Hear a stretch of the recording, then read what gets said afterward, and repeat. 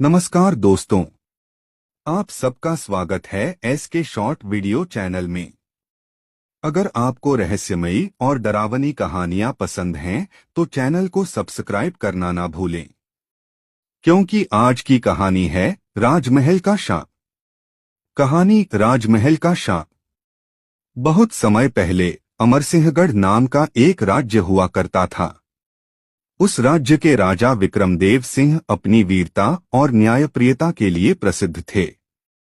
लेकिन कहते हैं, राजमहल की दीवारों के पीछे एक ऐसा रहस्य छिपा था जिसे जानने की किसी की हिम्मत नहीं थी।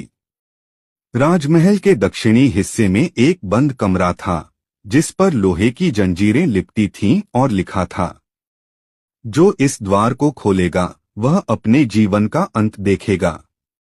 राजा के आदेश से उस कमरे के पास कोई नहीं जाता था, मगर राजा की मौत के बाद उनका बेटा राजकुमार अर्जुनदेव जिज्ञासु स्वभाव का था।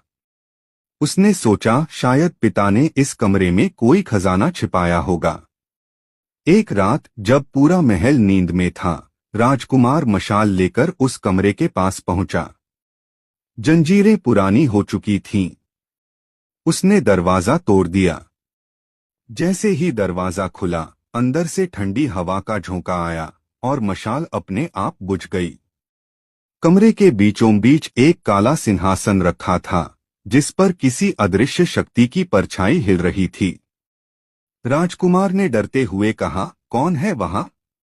तभी एक भारी आवाज गूंजी, मैं वही हूं जिसे तुम्हारे पिता ने कैद किया था।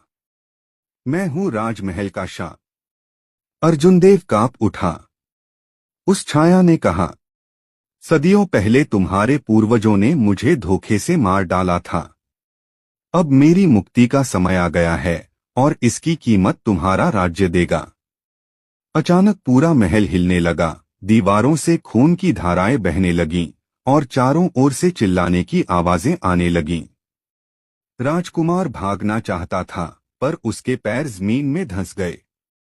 सुबह जब सैनिक वहां पहुंचे तो कमरे में केवल राख थी और दीवार पर खून से लिखा था, कभी किसी शापित द्वार को मत खोलना। कहते हैं आज भी अमरसिंहगढ़ के उस खंडहर महल से रात के समय घंटियों की आवाजें आती हैं और कोई अदृश्य परछाई वहां राजा के सिंहासन पर बैठी दिखाई देती है। अंतिम संवाद रहस्यमयी मुस्कान के साथ।